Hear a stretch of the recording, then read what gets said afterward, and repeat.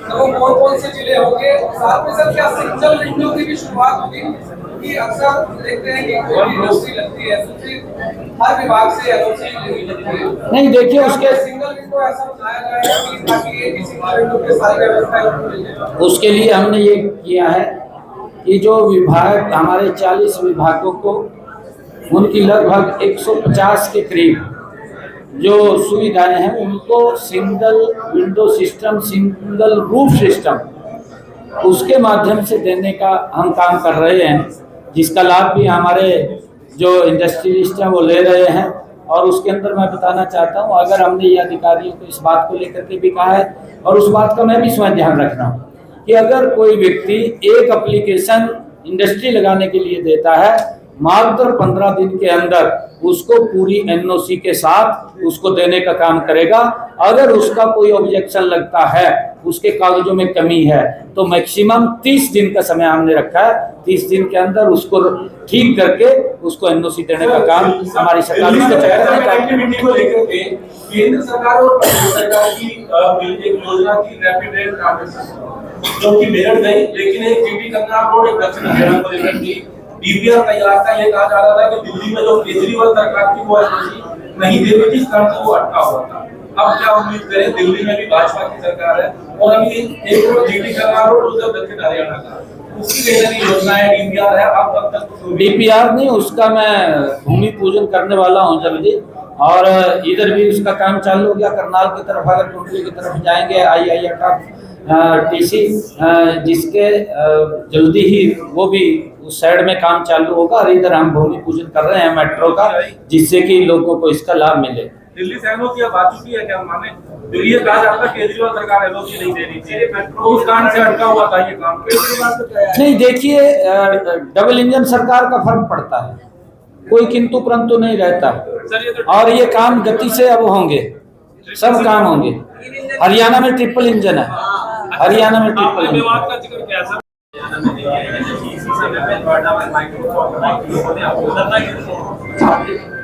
पिछले 10-15 सालों में देखिए तो गांव में कोई बड़ी इंडस्ट्री या बड़ा कंपनी में अपना ऑफिस नहीं खोला, जबकि इसी समय में नोएडा में कई सारी कंपनी ने अपना ऑफिस खोला, जिसमें कि माइक्रोसॉफ्ट और बाकी कंपनियां शामिल हैं।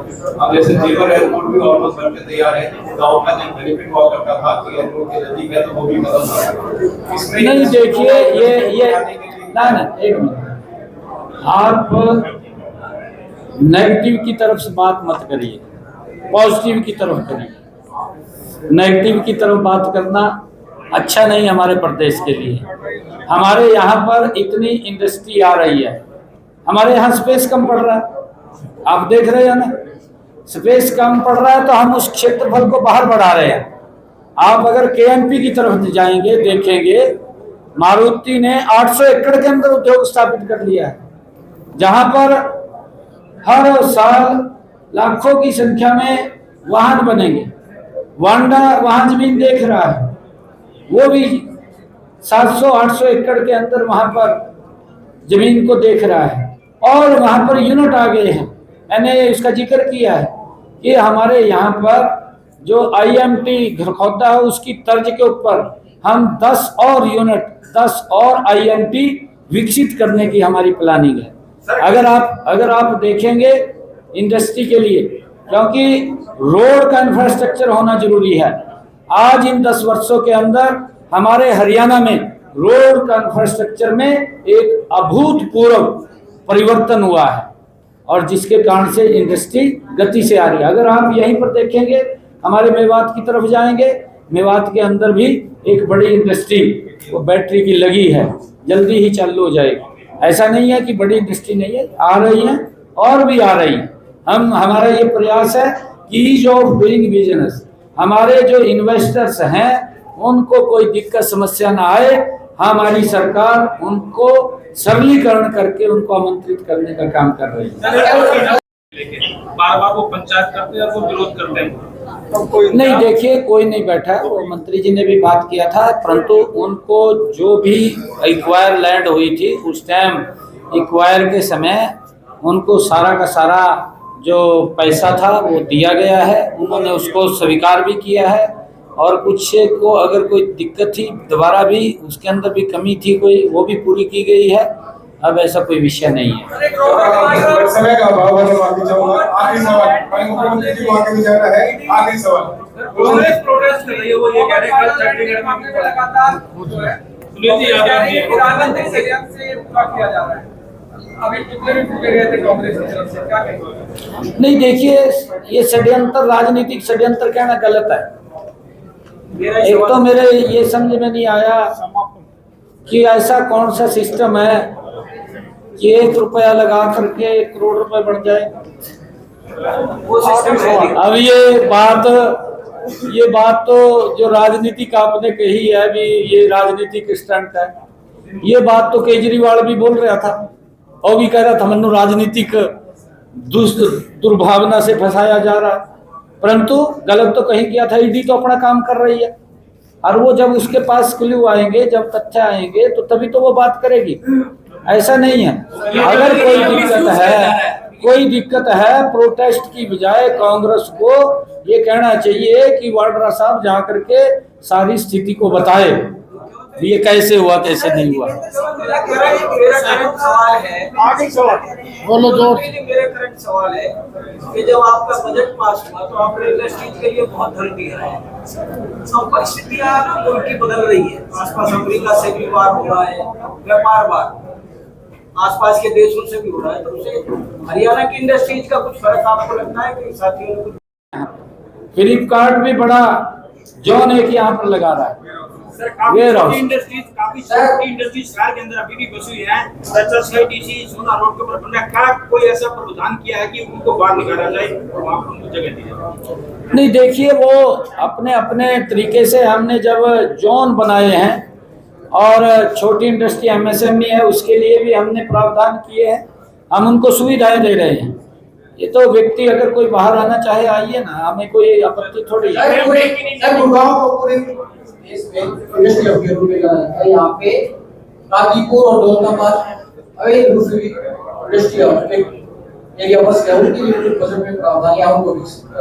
मैंने अभी बताया ना कि 129% का हमने ज्यादा बजट दिया है। सबके लिए है, ये सबके लिए है। बात करते हैं तो सबसे बड़ी प्रॉब्लम स्टार्टअप्स को आती है रॉ मटेरियल की, या तो चाइना से इंपोर्ट करना पड़ता है किसी और देश से।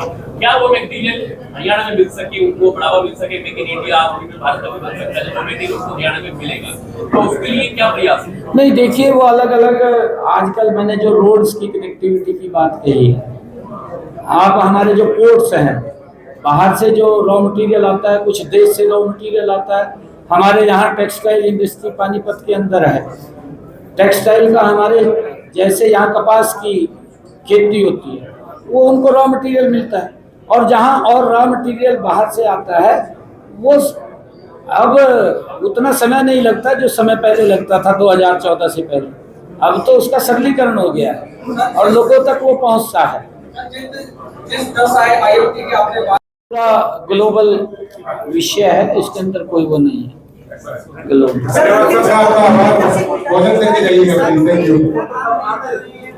है ना, मैं तो भूपेंद्र सिंह हुड्डा की भी चिंता कर रहा हूँ। किसने कहा चिंता नहीं कर रहा? मैं सब की कर रहा हूँ। ये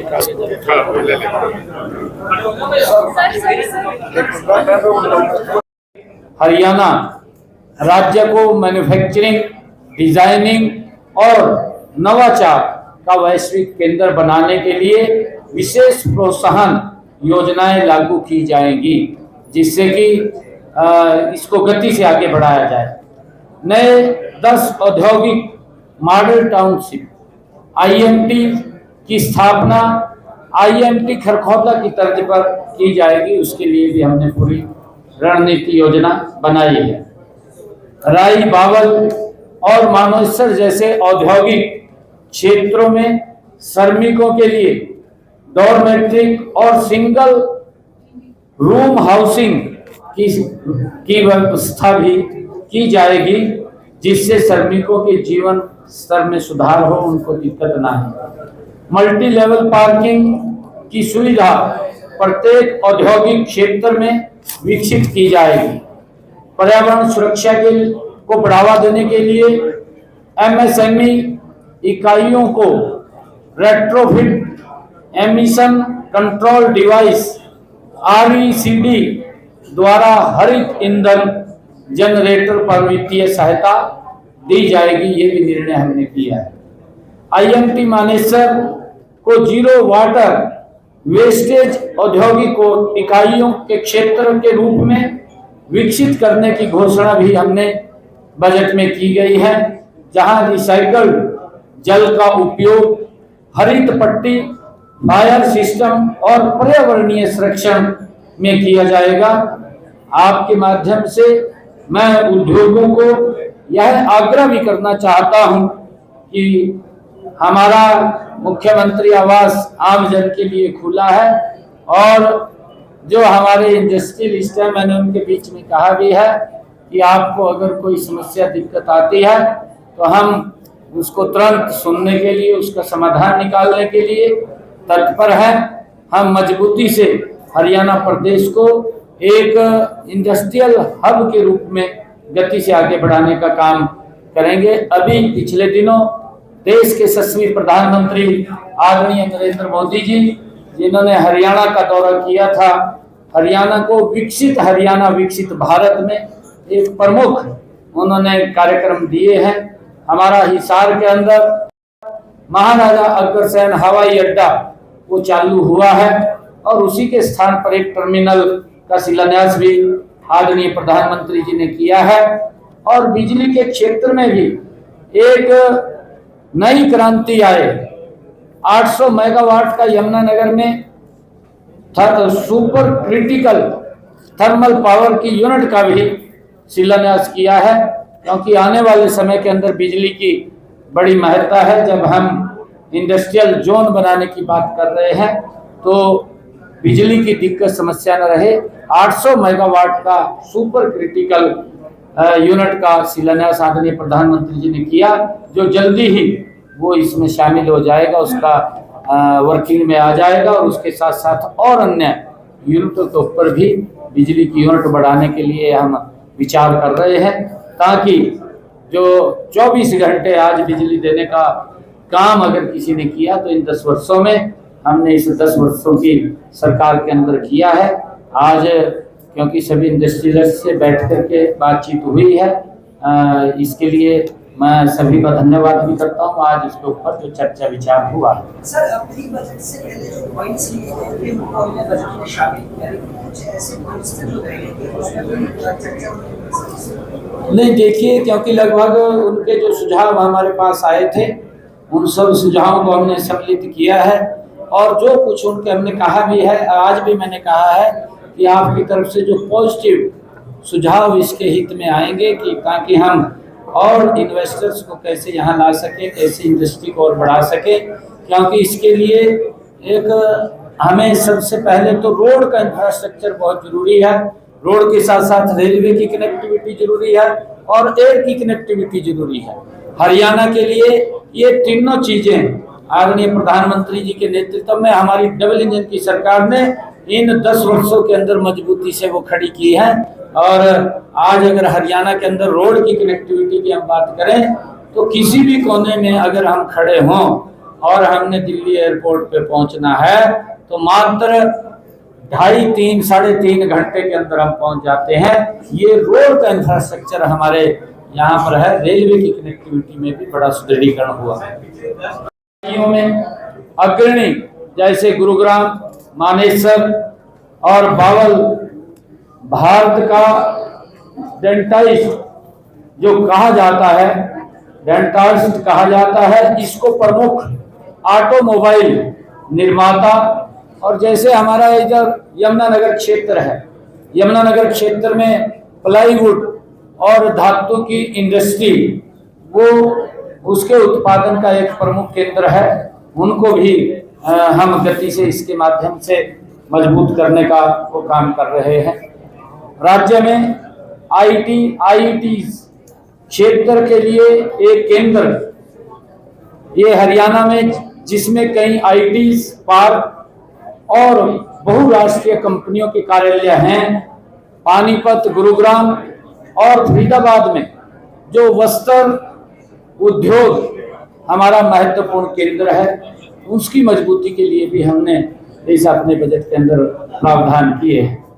हमने बजट के अंदर गैर मान्यता प्राप्त औद्योगिक क्लस्टरों को वैध करने का भी उसमें निर्णय किया है। जो अनऑथराइज क्षेत्र है उनको ऑथराइज करने का भी निर्णय इसमें किया है, जिसमें 10 एकड़ भूमि पर या 50 या उससे अधिक जो इकाइयां चलाने वाले उद्योगों पर अब सभी विभागों से वैध करने का निर्णय हमने किया है, उनको वैध किया जाएगा। HSIIDC और HSVP के बीच नियंत्रण नीति में बदलाव करते हुए यह निर्णय लिया गया है कि HSVP में स्थानांतरित औद्योगिक भूखंडों को अब HSIIDC अपने EMP नियमों के बजाय मूल आवंटन पत्र के अनुसार वो निर्धारित करेगा।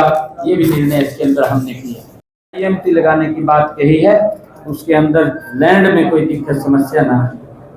हमने श्रमिकों के लिए भी जो हमारे इंडस्ट्रियल जोन हैं, उन जोन के अंदर अटल किसान मजदूर कैंटीन, जिसका लाभ हमारे श्रमिकों को मिले, वो भी खोलने का निर्णय हमने किया है, ताकि श्रमिकों को पौष्टिक आहार मिले, ताकि इस विकास की गति में उनका भी महत्वपूर्ण भूमिका इसके अंदर हो।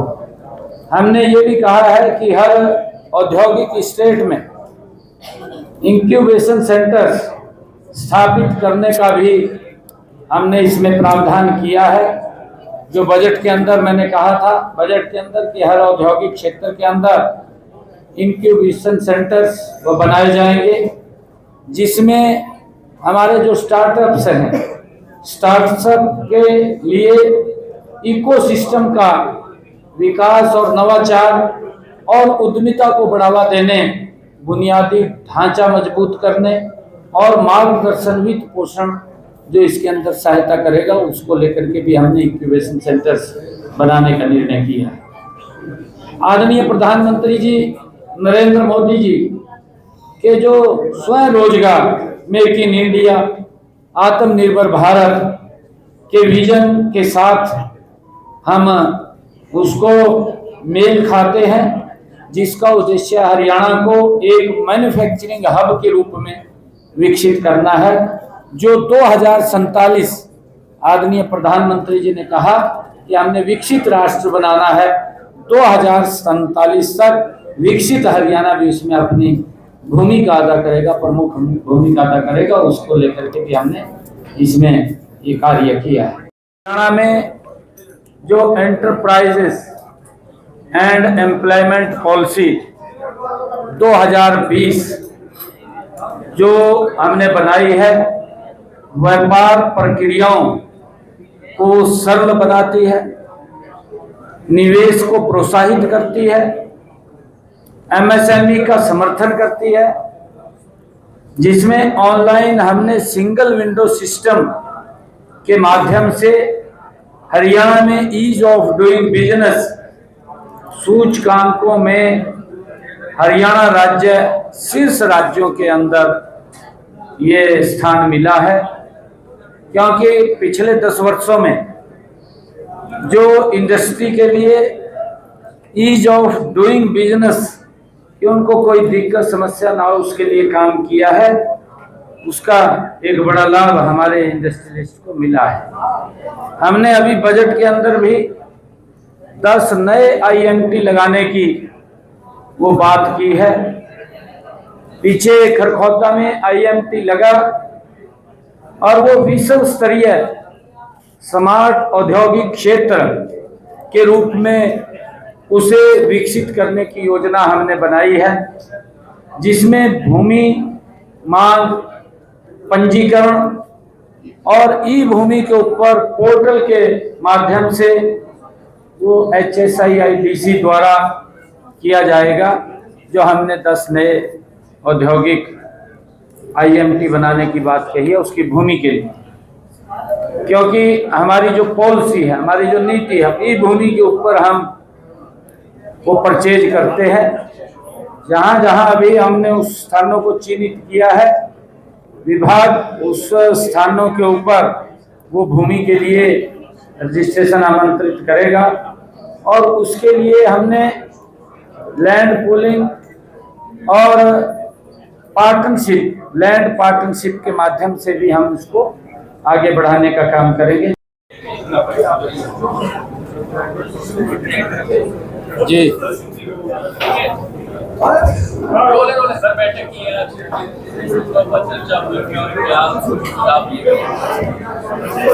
देखिए, आज हमारे हरियाणा के सभी इंडस्ट्रियल एसोसिएशन के पदाधिकारियों ने जो सरकार ने प्री बजट सभी इंडस्ट्रियलिस्ट से चर्चा की थी। भाई चलाओ, यहाँ से बंद है क्या? ना चल रहा है, थोड़ा आगे कर बात। अब ठीक है। प्री बजट को लेकर के जो सभी इंडस्ट्रियलिस्ट एसोसिएशन के पदाधिकारियों से हमने चर्चा की थी, जो इनके सुझाव आए थे, उन सुझावों को हमने बजट में समाहित किया है और आज इसको लेकर के पूरे हरियाणा प्रदेश के इंडस्ट्रियल एसोसिएशन ने धन्यवाद कार्यक्रम रखा था। आज उन्होंने इस बात को लेकर के भी कहा कि जो हमने सुझाव दिए थे वो सभी सुझाव आपने बजट में लिए हैं। मुझे खुशी है कि हमने जो ये 25-26 का बजट है, इस बजट में उद्योग विभाग के लिए 1848.12 करोड़ रुपए का प्रावधान इसमें किया है, जो पिछले वर्ष की तुलना में 129% ज़्यादा है। और हम ये भी देखते हैं कि जब हरियाणा का गठन हुआ है, उसके गठन के बाद एक औद्योगिक शक्ति के रूप में हरियाणा उभर करके सामने आया है। राज्य में 250 से अधिक फॉर्च्यूनर औद्योगिक इकाइयां और राज्य के विभिन्न क्षेत्रों में उल्लेखनीय वृद्धि वो भी हुई है।